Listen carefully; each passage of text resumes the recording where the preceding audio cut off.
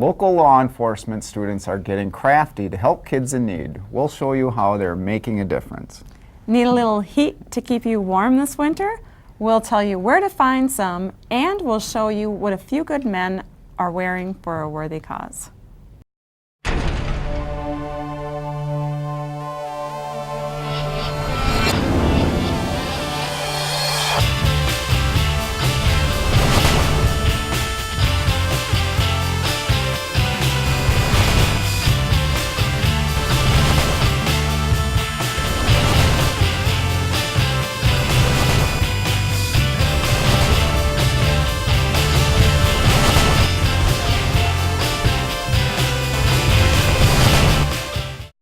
Hello everyone, I'm Tracy Minarchuk. And I'm Ron Hawkins. Thanks for joining us.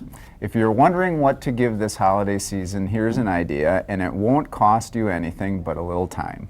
Take a look at how you can make a difference in someone's life and even save one. Well, the number one reason we hear that people don't donate is because they've never been asked. So that's a great thing, is we're asking people to donate blood and become a blood donor. Someone needs blood every 2 seconds in the United States, and more than 41,000 donations are needed daily. Yet less than 10% of the eligible donor population donates. During the holiday season, it's especially a challenging time to collect blood because people are busy with holiday activities, doing things that aren't really routine, and they forget about blood donation. Providers say donating is simple, safe, and takes about an hour. Yeah, you're going to be done pretty quick here. The American Red Cross runs 30 drives a day in Minnesota, including high schools. Sue Thasinga says the drives teach teens at an early age to give back. It's easy for that demographic to give back in that way. It's something very meaningful to them. They know they've helped save lives, and it doesn't cost them a dime. Matt Anderson has been donating blood since high school 10 years ago. It's pretty simple to do. It isn't a huge time commitment. Come in like an hour every couple months and do something that's actually good. Blood donation helps cancer patients, accident victims, premature babies, and many other people in need. And one donation can save up to 3 lives. Of all the things you could donate your time doing, I think it's definitely one of the easiest, but one of the ones that kind of probably gives the most. For more information, visit the American Red Cross website and make an appointment to donate blood. Speaking of amazing gifts, now's the time to order your Firefighter Calendar. And look who made the cover. Yep, that's nice. Me. Congratulations. Oh, thank you. How does it feel being a cover model? Well, it's I guess a little embarrassing. I guess I knew, when I agreed to do it, I would be putting myself out there and opening myself up to criticism. But I think a lot of people have said nice things, and some people have given me a hard time about it, but I'm okay with that. It's going to charity. And that's why you've done it, for charity. Yes, absolutely. And where can they, we've already said kind of where they can pick it up, but yes. They can His Dolls, Fire Station 1, yeah. They want to get a good look at you. Yep, Fire Station 1 next to City Hall.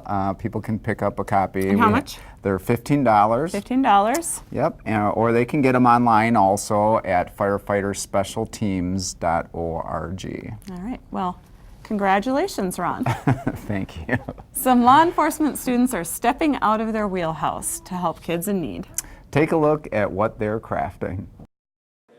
Law enforcement students at Northeast Metro are used to hands-on assignments in Mary McGuire's class, but today, hands-on is taking on a whole new meaning. You have to take it slow. I've messed up quite a few times and had to restart. You have to make sure you're looping everything the right way, and it gets easier as it goes on. Students are learning to make hats for kindergartners at Webster Elementary. No easy task for some. I'm still learning how to make hats out there, but yeah, we're trying to make hats. We're trying to reach our goal for giving at least one hat to each student at Webster. Students will deliver the hats, gloves, and advice on how to be a good citizen this month to Webster kids. But beyond that, they're providing guidance. And what better group to provide it than high school students? I was in 4th and 5th grade. I would go to basketball games. I'd see the seniors and juniors playing basketball, and I just loved it so much. And I admired them, and whenever they would talk to me, I'd get so excited. So I feel like that would have the same experience for the kindergartner. I really feel that a teenager talking to kindergartner like that, that'll like really make a difference in their lives. Students say they care about making a difference and are happy to provide help where it's needed. A lot of them there are like in the best home, so like whatever help we can give them is like really, really great. The students will deliver the hats and gloves to Webster students and talk with them about being good citizens. It's great to see young people making a difference. We're going to take a quick break, but first, here's a tip from Sergeant John Vetty. I'm Sergeant John Vetty, here to caution you against becoming one of the 15 million people victimized by identity theft each year. Identity theft costs Americans $50 billion annually, and the problem seems to get worse every year. Identity theft and retail crime spike during the holidays. A few things you can do to safeguard your identity include storing personal information in a safe place, don't carry your social security card in your wallet or write it on checks, only give it out when absolutely necessary, and collect mail promptly. Mail theft is common during the holidays because people are often sending cash or checks in the mail in cards. Thieves then steal the mail and take the cash or bleach out the ink on checks and then rewrite them. If you're going to send holiday gifts through the mail, it's important to make the recipient aware that they're coming. By picking up mail immediately or putting a lockbox on your mailbox, you can deter criminals. Also, ask the post office to hold your mail when you're away for more than a day, and physically place your mail in an outgoing post office box. Don't leave it for a mail carrier in your own mailbox for a long period of time. And pay attention to your billing cycles. If bills or financial statements are late, contact the sender. Keep your receipts and compare them with the account statements. And watch for unauthorized transactions. Shred unwanted receipts, credit offers, account statements, and expired cards. And don't respond to unsolicited requests. Last month we talked about the green dot money card scam. If an offer is unsolicited or sounds too good to be true, ignore it or contact the authorities. And finally, check your credit report once a year. Feel free to contact the White Bear Lake Police Department if you'd like more information as well. We want everyone to have a happy holiday instead of stressing over having your identity stolen. Be diligent because the sooner you catch it, the sooner you can put an end to criminals stealing your hard-earned cash. Happy holidays, everyone. I'll see you next time.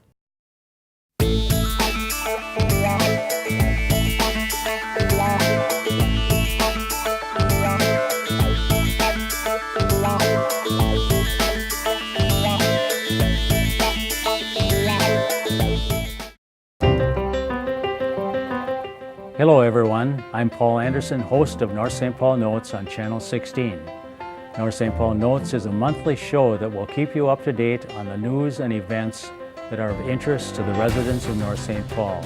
This month, we're going to learn about crime prevention and the benefits of Neighborhood Crime Watch. We'll also meet a new member of the North St. Paul Police Department. So make sure you don't miss the December edition of North St. Paul Notes. welcome back. If you're like a lot of people, you're wondering about some blue lights in the city. Sergeant Duane Siedschlag is here to tell us about them, as well as driving enforcement this holiday season. Thanks for being here. Thanks for having me. And you may not know it because you're not on Facebook, but on Facebook we posted a picture of the blue light at an intersection, and our Facebook lit up with all kinds of comments and confusion and questions. So why don't you tell us a little bit about where they came from, maybe where they're at? Is it a secret where they're at? It is not a secret. The Ramsey County engineers secured the blue lights through a grant, and they've installed them on different corridors throughout the county. And in our area, they chose Highway 96 from the Arden Hills area all the way east into White Bear Lake. So the entire stretch of 96 has these blue lights on them. And what they are, they're wired to the red light of the semaphore. So as you're facing the red light, the blue light would be on the back side of it, and it comes on when the red light changes. The hope is that it will reduce those right angle crashes at those semaphore controlled intersections. The benefit to us as police officers is that we can now monitor traffic going through those intersections from a safe position, meaning we can be on the blue light side of the intersection. Rather than see a violation and have to try to maneuver through an intersection against a red light, we can now sit on the safe side and then effect the traffic stop that way.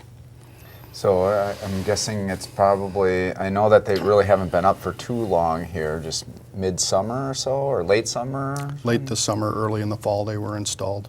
And any initial success stories, or I guess have they been proven to be pretty effective? Personally, I've monitored them just to verify that the blue lights are coming on when they're supposed to, and I see that consistently happening. I don't know that any of our officers have issued a citation yet for anyone violating the red light by the officer being on the safe side of the intersection. There is a great deal of confusion in our community. People were wondering what they are. It's not a camera, it's nothing like that. But hopefully now that people know that they're there and that it's easier for us to enforce the traffic lights there, that they'll think twice before pushing on the accelerator to try to make the intersection. And as you said, it's also kind of a warning for motorists to avoid right-angle collisions in the intersection. We get a lot of collisions in the intersections where somebody's running a red light, and now you'll know that the other person has a red light because you'll see the blue light, and if they're going too fast, you know that, Yes. probably be careful entering the intersection. And theoretically it'll be easier for a third-party witness to be able to tell the officer that they saw the blue light come on and that this vehicle still came through the intersection. So it might work out for us that way also. So I think you mentioned it already, but for people that may have not seen the blue lights, I think there are 96 in Centerville Road, that intersection, and then every intersection from that point eastward? Every traffic light on 96 from Arden Hills through White Bear Lake. So we have them at Centerville Road, the freeway exit and entrance ramps, White Bear Parkway, Otter Lake Road, and Highway 96. Okay. And you recently just came back from the Towards Zero Death Conference that you're kind of our coordinator for all of our traffic safety initiatives and everything that we do through Ramsey County. Why don't you tell us a little bit about the Towards Zero Death Conference and what is the goal of the conference? The latest goal has been to get our traffic fatalities below 300. We're about 20 behind last year's pace, so we're still making progress. I'm hopeful that this will be our lowest fatality year since the 1940s. This is a Minnesota statistic you're talking In Minnesota, yes. The focus of the conference this year was on distracted driving, so people can probably expect to see a shift towards more actively enforcing distracted driving, and that isn't just cell phone use or texting while driving. There are other things, having a pet on your lap or reading the newspaper. Or a child in the back. Child in the back. There are a number of things that can cause a distraction within that vehicle. Okay.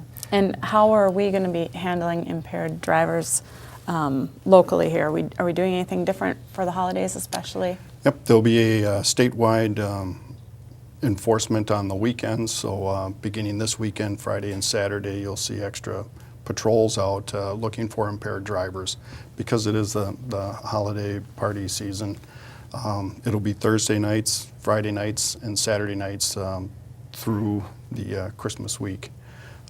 We have a number of officers that will be working the weekend extra DWI enforcement details, and personally I hope that our stats are really low, but we tend to come in close to 30 DWI arrests during these waves. So I'd like to see the number lower, meaning that people are taking a smarter, more safe approach to their holiday celebrations and getting home safely. And also it's weather too. We've had a really early cold weather season already with ice and really kind of bad roads, not for lack of trying, but just because it's been so cold. So I think that adds to it a little bit. Just drive a little bit more cautiously as well. Yep. I guess if I could have my way, I would have everybody, go ahead and celebrate the holiday season. Be safe and responsible about it. Don't get behind the wheel of a car and then have you do something horrible to another family, or just as bad, have your family end up losing you. And so, and just real briefly, I know throughout the year, police departments have had a variety of different programs where they've really kind of saturated areas and other grant-funded things. Those have been pretty effective, you think, in curbing people's habits? People are getting the message. They're no longer as surprised as they used to be if we're making traffic stops to enforce seatbelt use. People are now less surprised. They're expecting it. The same thing with the July speed crackdown. People are expecting it as long as officers are telling them, asking them to slow down. The entire month of July is, we're paying extra attention to speeding traffic. There are a couple of seatbelt waves in May and October, the Labor Day DWI waves, and then the holiday saturation enforcements. Yeah, well, thank you very much for being on the show, and definitely, I guess the quick blib is make sure to plan for a sober ride if you're going to be out drinking. Thanks for being on the show. Thanks for having me. Thanks. We're all familiar with November, but what about Movember? Men around the world grow mustaches during the month in order to raise money and awareness for men's health. But few have worn them as well or as proud as the group you're about to meet. Well, we're down here in the workout room where normally you might find some of the guys from the police department, but they don't need to. It's Movember. They're manly enough already.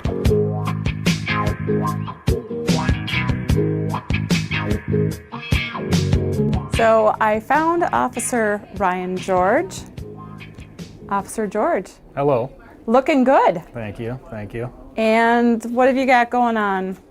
Well, I've decided to participate in Movember this year. This is the second year I've done it. Last year was a little messy, but I think I've got a good handle on it now and kind of got this down pretty good. Do you think you have a Justin Bieber mustache, a Tom Selleck? I was going to mention Tom Selleck. Tom Selleck? Magnum PI specifically.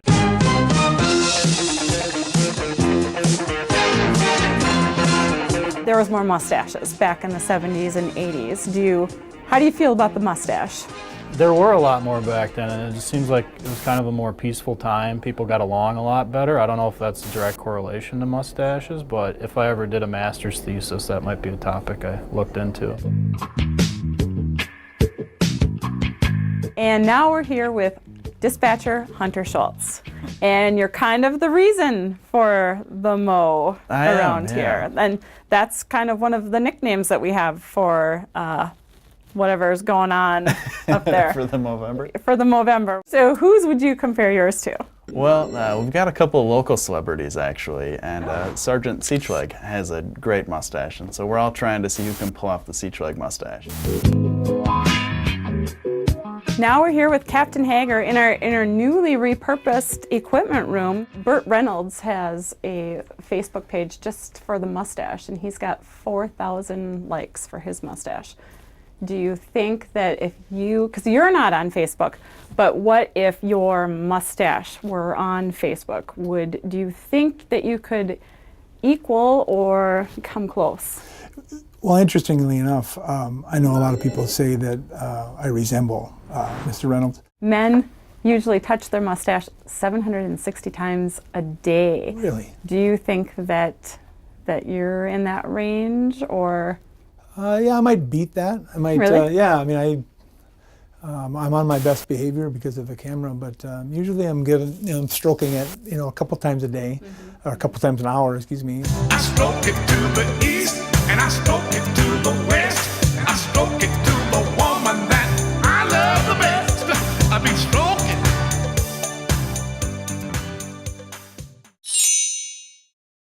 It was a lot of fun talking to those guys. They are having a lot of fun with it, and it's a lot of fun for the rest of us to see how well or how not so well some other mustaches are coming in.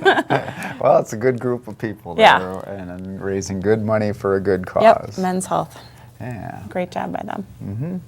We're going to take a break, but when we come back, We've all heard Christmas stories, but not quite like this one. Stay tuned. Did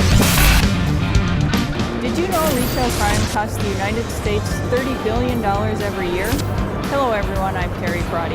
And I'm Lon Bakey. We're on location this month at the Maplewood Mall, where shoppers are gearing up for the holidays, and so are criminals. We'll talk about what security measures are in place and what you can do to stay ahead of scammers. We'll also tell you about the greatest gift you can give, and it won't cost you a cent. Join us for these stories and much more on air and online.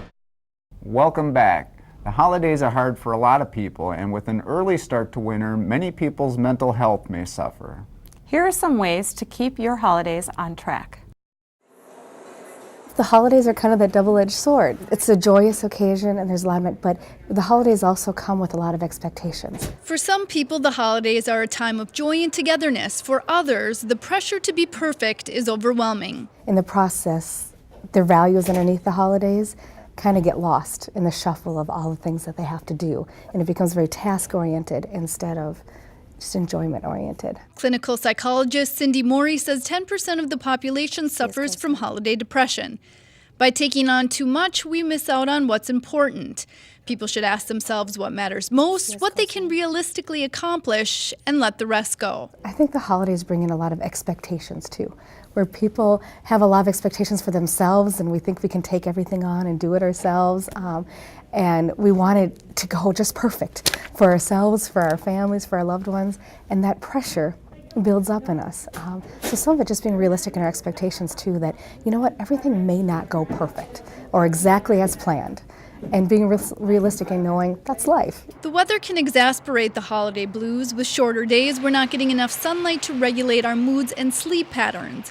And when temperatures plummet, people often stay indoors. We have our memories of a rough winter last year, and we're like, oh, here we go again. Absolutely. And the winter blues are real. Dr. Morey suggests getting outdoors and moving. Exercise releases chemicals in our brains that naturally inflate our moods. Avoid too much caffeine and alcohol, and if you find your blues are lasting more than 2 weeks, it may be time for professional help. For more of a clinical depression, when we would encourage people to get help or talk to somebody about it, is when they have more intense symptoms. So those feelings of sadness, they just don't go away. If you can't get outside, Dr. Morey suggests letting the light in. Open your blinds, add some color to your home, and take vitamin D with the doctor's approval. She also suggests increasing your social activity after the holidays. Well, it's hard to believe, but it's our last show of 2014. I can't believe it. I know, it seems to have flown by. I think we've had a little bit more fun this year at I our know own I expense. have. Have you? Yes. We've got some more fun stories, I think. Mm-hmm. Hopefully we'll change it up more for next year. Yeah, Looking we're going to forward have a it. great 2015. I think so. Well, we've all heard plenty of Christmas stories, The Night Before Christmas, The Grinch, and Frosty the Snowman. But have you ever heard the tale of two cable television stars? We leave you with a look at our Christmas story. Have a Merry Christmas and a Happy New Year, everyone. Thanks for watching, and we'll see you in 2015. I love Christmas. I love the holidays from Halloween on. I love decorating for Christmas. I've always loved it. I do. I absolutely love Christmas. I knew where my mom hid the presents, in her closet. And I snuck in and I looked at them, and to be honest, I felt bad. We would tune into the radio, and the radio would have forecasts on where Santa Claus was, and he would be entering the United States, you know, from Canada or something like that. Ron is all kinds of mischievous and very, I could see him getting into a lot of mischief, a lot of trouble. He'd be in the top 10 of people that I did, you know, that I wouldn't have to buy for, like family outside of that. He'd be in there. What would I get Tracy for Christmas? A motorcycle? Because I know that she at least at one point she had a motorcycle.